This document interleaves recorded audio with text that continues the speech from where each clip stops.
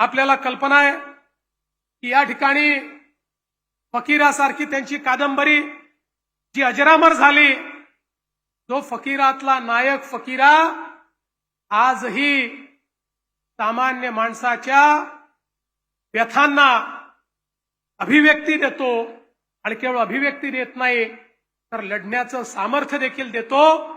त्यामुळे त्यांनी जे साहित्य निर्माण केलं ते त्या काळाला सुसंगत तर होतच, पण त्यांचं साहित्य कालजयी आहे, ते आजही तेवढंच सुसंगत आहे। आणि म्हणूनच महाराष्ट्र सरकारने निर्णय करून त्यांच्या साहित्याचे खंड हे प्रकाशित करण्याचा आम्ही निर्णय केला। आणि आपल्याला माहिती असेल मागील वर्षीच आम्ही त्यातले काही खंड हे त्या ठिकाणी रिलीज देखील केले।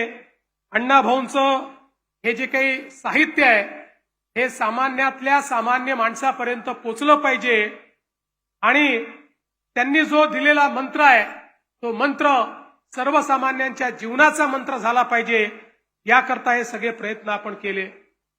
शिंदे साहेबांनी मगाशी सांगितलं की आपल्या सगळ्यांची मागणी होती की या ठिकाणी पार्टीप्रमाणे आरटीची निर्मिती केली जावी आणि निश्चितपणे त्या ठिकाणी आम्ही आरटीची निर्मिती केली आणि आरटीच्या माध्यमातनं आज मला अतिशय आनंद आहे।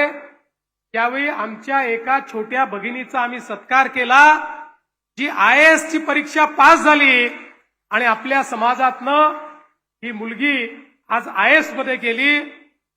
पण माझी आपल्या सर्वांना विनंती आहे, एकीकडे साहित्यरत्न अण्णाभाऊ साठे आहेत, खरं म्हणजे आमच्या मातंग समाजामध्ये तर कलावंतांची कमतरता नाही आहे।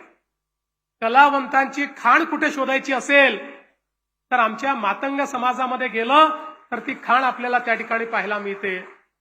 पण त्याच वेळी आज आवश्यक काय आहे? आवश्यक आहे आपल्या समाजाला शैक्षणिक दृष्ट्या, सामाजिक दृष्ट्या, आर्थिक दृष्ट्या आपल्याला कसं पुढे नेता येईल। विशेषतः शैक्षणिक क्षेत्रामध्ये आजही समाजामध्ये काही प्रमाणात मागासलेपण आपल्याला पाहायला मिळतं आणि म्हणून ते मागासलेपण दूर करण्याकरता विविध उपाययोजना आपण करतो की ज्या उपाययोजनांच्या माध्यमातून एकदा जर आमचा तरुण हा या शिक्षणाच्या मुख्यधारेत आला तर लोकशाहीर अण्णाभाऊ साठेंना तर शिकण्याची संधी मिळाली नाही, पण त्यांच्यावर आज अनेक लोक PhD करतायत। पण तीच प्रतिभा या समाजातल्या अनेक तरुणांमध्ये आपल्याला तयार करता येईल आणि म्हणून त्याही दृष्टीने आपल्याला सगळ्यांना मिळून या ज्या संस्था आहेत ही केवळ स्मारकं नाही आहेत, या स्मारकांच्या माध्यमातून हा प्रचार आणि प्रसार करण्याचा प्रयत्न आपल्याला करायचा आहे।